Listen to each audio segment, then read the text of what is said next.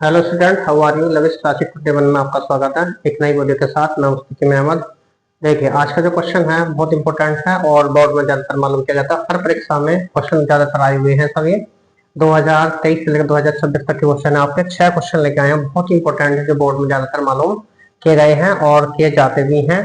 Repeat question होते हैं आपके, ये विकल्प हैं आपके, ये यानी कि जो ऑब्जेक्टिव टाइप क्वेश्चन होते हैं, यानी कि विकल्प, वो 6 नंबर के इंटर क्लास में आते हैं। जो इंटर का जो 6 पेपर है उसमें 6 नंबर के विकल्प ये आते हैं, जो कि ये सही होने जरूरी है और बहुत ही इंपॉर्टेंट है। देखिए, पहला विकल्प हमारे पास ये दे रखा है। पहला क्वेश्चन है हमारे पास, एक समान विद्युत क्षेत्र में, यानी कि सेम इलेक्ट्रिक फील्ड है कोई, उसमें रखे एक प्रोटॉन और एक इलेक्ट्रॉन तथा एक अल्फा कण पर बल क्रम से F1, F2 तथा F3 एंड F3 फोर्स आरोपित होता है, तब वो क्या होंगे ये बताना है कि आपस में तीनों बराबर हैं या छोटे हैं आपस में, ये या दोनों बराबर है, तीसरा बड़ा है, तीसरा इन दोनों से योग के बराबर है। इस तरह से सारी चीजें इसमें बतानी है। क्वेश्चन यहाँ पर देखिए, F1 बराबर F2, F2 बराबर F3 है।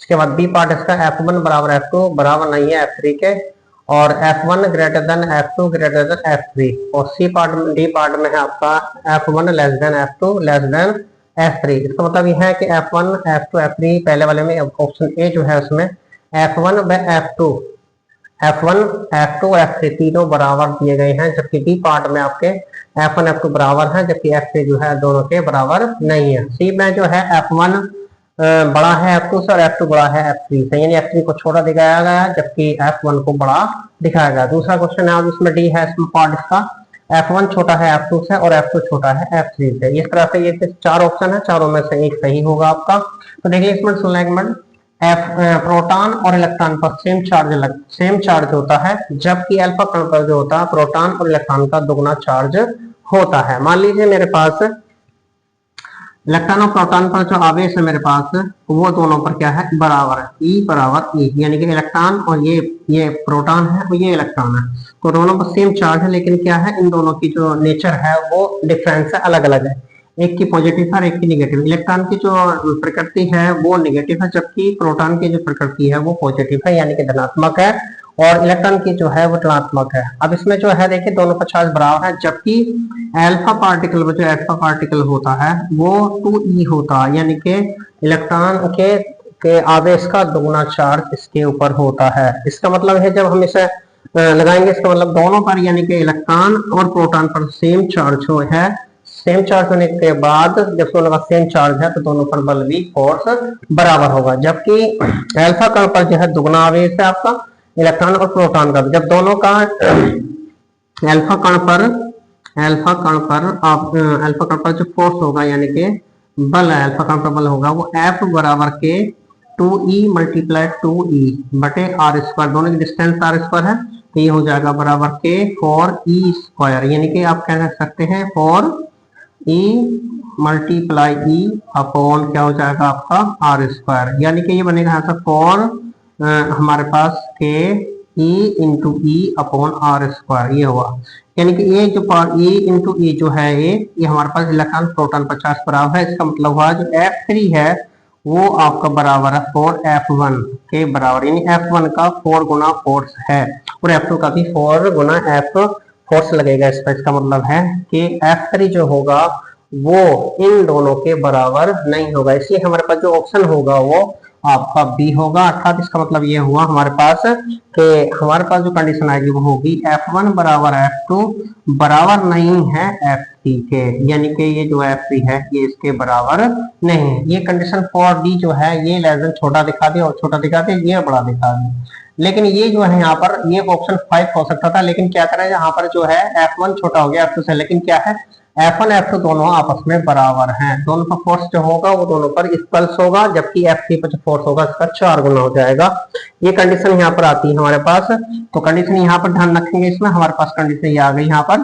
तो अब यहाँ पर कंडीशन दूसरी देखेंगे, यहाँ पर जब ये F1 F2 बराबर नहीं है F3 के, तो हमारे पास जो पार्ट हुआ हमारे पास बी सही हुआ। इसका मतलब है जो पहला सोल्यूशन हुआ हमारे पास उसके लिए बी ऑप्शन हमारा सही है, जो मैंने यहाँ पर टिक कर दिया है, क्योंकि F1 F2 का चार्ज बराबर होने के कारण दोनों पर फोर्स बराबर होगा, जबकि F3 पर जो फोर्स होगा वो उसका 4 गुना होगा। पहले वाले दोनों का आवेश सही नहीं है, पहले पर फोर्स बड़ा होगा, यानी F3 जो होगा वो दोनों के बराबर F1 F2 के बराबर नहीं होगा, इसलिए हमारा बी पार्ट सही है। क्वेश्चन नंबर देखिए 2 है हमारे पास।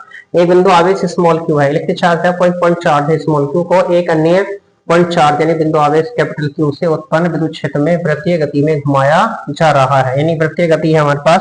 क्वेश्चन नंबर आपका यहाँ पर सॉल्यूशन आपका 2 है, यहाँ पर देखिए वृत्तीय गति में घुमाया जा रहा है, आपको वृत्तीय गति में घुमाया जा रहा है आवेश स्मॉल क्यू को एक पूरा चक्कर घुमाने में कृत कार्य यानी वर्क निकालना है डब्ल्यू। डब्ल्यू कितना होगा यहाँ पर निकालना, डब्ल्यू बराबर होता है क्यू वी के।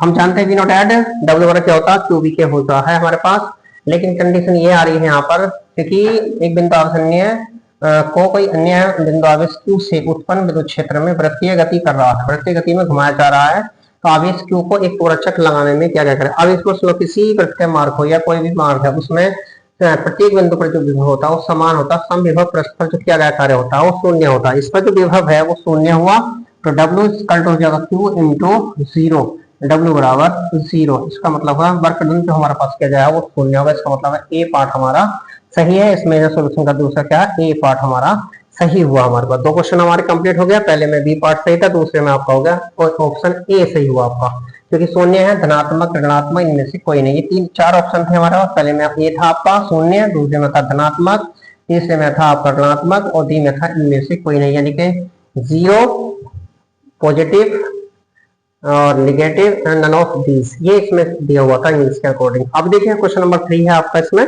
क्वेश्चन नंबर 3 जो है आपका इसमें, क्वेश्चन नंबर 3 का आंसर देखेंगे यहाँ पर। तो क्वेश्चन नंबर 3 है, ये कह रहा है आपसे 2 इलेक्ट्रॉन वायु में परस्पर 1 मीटर की दूरी पर है।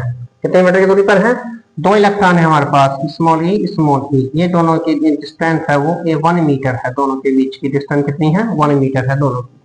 तो इलेक्ट्रॉन्स हैं जो वायु में परस्पर 1 मीटर दूरी पर हैं, इनके बीच लगने वाले गुरुत्वाकर्षण बल और स्थिर वैद्युत बल F1 F2 है, यानी कि गुरुत्वाकर्षण बल जो है हमारे पास वो Fg यानी कि उसको दिया गया F1 से और Fe को दिया गया है F2 से, ये कंडीशन दी गई यहाँ पर। यानी गुरुत्वाकर्षण बल जो है हमारे पास और स्थिर वैद्युत बल वो F1 F2 से नोट किया गया यहाँ पर। यदि इलेक्ट्रॉनों के मध्य क्या है, इलेक्ट्रॉनों के मध्य इन दोनों के बीच माध्यम का परावैद्युतांक क्या हो जाए, इन्फिनेटिव हो जाए, तब क्या होगा, यानी कि परावैद्युतांक के इक्वल टू इन्फिनेटिव कर दिया जाए, यानी कि अनंत कर दिया जाए, तब कंडीशन क्या होगी ये बताने। पहला ऑप्शन है इसमें F1 अपरिवर्तित रहेगा जबकि F2 आधा रह जाएगा, यानी कि F1 पर यानी कि गुरुत्वाकर्षण कोई परिवर्तन नहीं होगा जबकि F2 हमारा घटकर आधा हो जाएगा। दूसरा बी पार्ट है F1 अपरिवर्तित रहेगा परंतु F2 शून्य हो जाएगा, यानी कि पहले यानी कि F1 जो है में कोई परिवर्तन होगा जबकि F2 जो हो जाएगा वो शून्य हो जाएगा। सी पार्ट है इसका F1 बराबर शून्य जबकि F2 इंफिनिटी, यानी कि F1 का मान शून्य हो जाएगा और F2 का मान अनंत होगा। उसके बाद जो है F1 व F2 दोनों अपरिवर्तित रहेंगे। तो इसमें जो ऑप्शन हमारे पास है इसका ऑप्शन है बी हमारे पास। बी इसलिए सही है क्योंकि परावैद्युतांक पर गुरुत्वाकर्षण पर कोई परिवर्तन नहीं होता जबकि माध्यम का परावैद्युतांक इन्फिनिट होने पर स्थिर विद्युत बल जो है वो घट जाता है, यानी कि शून्य हो जाएगा आपका। तो इसलिए हमारे पास बी पार्ट सही है इसका यहाँ पर, तो बी पार्ट हमारे पास सही हुआ। F1 अपरिवर्तित रहेगा परंतु F2 का मान क्या हो जाएगा, शून्य हो जाएगा। ये क्वेश्चन नंबर आपका 3 था। क्वेश्चन नंबर 3 का सोल्यूशन उसका बी पार्ट सही है, इसका मतलब यहाँ पर हुआ ये बी पार्ट आपका यहाँ पर सही हो जाएगा इसका, ठीक है। तो बी पार्ट हो गया। क्वेश्चन नंबर आपका यहाँ पर आता है 4 में क्या कह रहे हैं आपसे, 4 में ये कह रहा है किसी कोलीय दर्पण की फोकस दूरी f तथा वक्रता त्रिज्या में संबंध है। इन फोकस दूरी बताइए, फोकस दूरी है और ये वक्रता त्रिज्या है r आपकी, वक्रता त्रिज्या r, इनमें संबंध बताना है आपको, वक्रता त्रिज्या r में संबंध होगा। तो इसमें जी क्वेश्चन नंबर f बराबर क्या होता है, r/2 होता है, यानी फोकस दूरी जो होती है वक्रता त्रिज्या की आधी होती है। तो इसका सी ऑप्शन सही हुआ आपका, f बराबर r/2, ठीक है। उसके बाद देखिए क्वेश्चन नंबर 5 है, ये कह रहे हैं यदि विरल तथा सघन माध्यम में प्रकाश की चालें v1 और v2 हैं, यानी कि क्वेश्चन नंबर 5 है हमारे पास ये, और विरल माध्यम में चाल हमारे पास यानी कि VA इक्वल टू रखा है V1 के, और V जो घन सघन माने की है वो हमारे पास V2 है। तो देखिए अपवर्तनांक होता है, जो अपवर्तनांक की डेफिनेशन है वो ये है कि विरल माध्यम में प्रकाश की छल और माध्यम यानी विरल माध्यम में जो वायु में प्रकाश की छल और माध्यम में प्रकाश की छल, दोनों को अनुपात को हम अपवर्तनांक कहते हैं। तो यह कह रहा है विरल तथा सघन माध्यम में प्रकाश की छल क्रमशः V1 व V2 है, यानी V1 तथा V2 हो, तब सघन माध्यम में क्रांति कोण C हो, तो क्या कौन सा ऑप्शन सही होगा? V1 बराबर V2 sin C, V1 बराबर V2 cos C और V1 बराबर V2 cot यानी कि tan C और D बराबर है V1 बराबर V2 cos C। ये हमारे पास बताना है, V1 बराबर V2 cos C ये दिखाना आपको इसमें। तो हमारे पास एक ऑप्शन सही होगा इसमें, कोई सा फोर में से एक सही है हमारे पास V1, यानी कि हमारे पास अगर मैं निकालता हूँ n बराबर हो जाएगा V1 अपॉन V2, यानी n क्या है? अपवर्तनांक, आप जानते हैं इसको। तो हम जानते हैं अपवर्तन की डेफिनेशन कहते हैं कि निर्वात में प्रकाश की चाल तथा माध्यम में प्रकाश की चाल के अनुपात को क्या कहते हैं? कांच का अपवर्तनांक कहते हैं। तो अब यहाँ पर जो क्रांति कोण C होता है, बट हम जानते हैं कि n बराबर क्या होता है? 1 अपॉन साइन C होता है, ये हम जानते हैं। तो साइन C क्या हो जाएगा आपका? साइन C बराबर हो जाएगा 1 अपॉन n, ठीक है नहीं? ये एक काम कर लीजिए, इनका दोनों का वैल्यू रख दीजिए। अब यहाँ पर n का मान क्या? V1 अपॉन V2 बराबर 1 upon sine C, 1 upon sine C, और ये बराबर हो जाता है कोसेक C के बराबर। किसके? कोसेक C के बराबर। इसका मतलब ये हुआ V1 बराबर V2 कोसेक, यानी कोसेक C के बराबर हुआ। यानी ऑप्शन कौन सा सही हुआ आपका इसमें? डी ऑप्शन सही हुआ आपका यहाँ पर, इसका होगा डी ऑप्शन सही हुआ हमारे पास। V1 बराबर V2 कोसेक C, V1 बराबर V2 कोसेक C, यानी कि हमारे पास जो है इसका डी ऑप्शन सही हुआ। अब आइए क्वेश्चन नंबर 6 है आपका, ये थोड़ा सा बड़ा है आपका। इसमें क्वेश्चन नंबर सी में क्या दे रखा है? F फोकस दूरी के एक अवतल दर्पण की अवतल दर्पण है कोई जिसकी फोकस दूरी F है यहाँ पर। तो मुख्य अक्ष पर और F दूरी पर 6 सेंटीमीटर लंबी वस्तु रखी है। तो वस्तु के प्रतिबिंब की लंबाई हुई, प्रतिबिंब की लंबाई बतानी है, इमेज है उसकी डिस्टेंस यानी कि हाइट कितनी है वो निकाल कर दिखानी है। इसमें 2 सेंटीमीटर, 12 सेंटीमीटर, 4 सेंटीमीटर और 1.2 यानी 1.2 सेंटीमीटर, यानी 2 centimetre, 12 centimetre, 4 centimetre and 1.2 centimetre. ये 4 ऑप्शन है आपके A, B, C, इनमें से एक सही होगा। अब हमें पता है नहीं इसमें, तो दर्पण सूत्र लगा देंगे। आपका है आपका क्या कौन सा दर्पण दे रखा? अवतल, इसकी फोकस दूरी क्या होती है? निगेटिव। तो हमारा अवतल का जो सूत्र है दर्पण का वो है आपका 1 upon F equal to 1 upon क्या होता है? 1 upon V plus 1 upon U।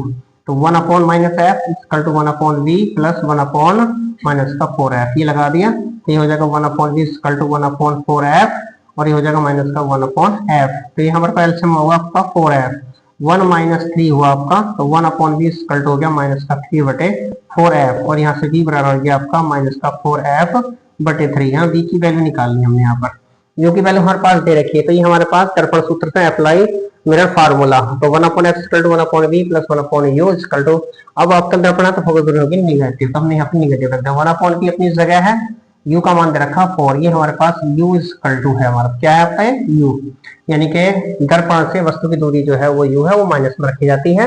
और ये देखना है कि दर्पण हमारा पर उत्तल है या अवतल, अगर अवतल है तो माइनस में रखा जाएगा आपका मान, और अगर उत्तल है तो हमारे पास पॉजिटिव रखा जाएगा f की वैल्यू। अब यहाँ पर जो है अगेन हमारे पास फार्मूला होता है I upon O equal to क्या होता है? माइनस v बटे u होता।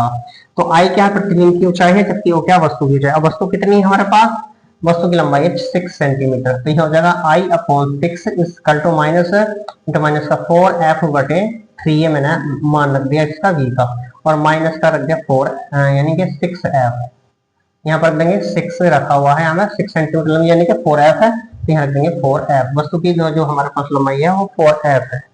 तो माइनस माइनस प्लस हो जाएगा, ये माइनस आ जाएगा आपका I अपॉन 6 इक्वल टू इसका हुआ ये, तो माइनस 4f बटे 3 गुणा 4f, ये हुआ।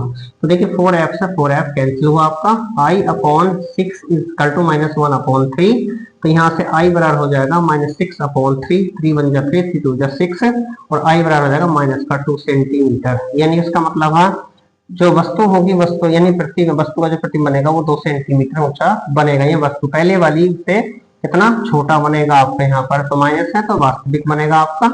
और देखिए हमारे पास जो I की वैल्यू होगी प्रतिबिंब की जो होगी वो 2 सेंटीमीटर है यहाँ पर, इसका मतलब हुआ तो हमारे पास ए ऑप्शन हमारे पास सही हुआ, तो इसका ऑप्शन हुआ आपका ए। तो ये देखिए 6 हमारे पास बहुत इंपॉर्टेंट है, जो बोर्ड में ज्यादातर मालूम किए गए हैं, ज्यादातर सबसे ज्यादा मालूम करने वाले क्वेश्चन है आपके तो देखिए बहुत इंपॉर्टेंट वीडियो है हमारे पास। आपसे गुजारिश है कि हमारे चैनल को सब्सक्राइब करें, लाइक करें, शेयर करें। धन्यवाद।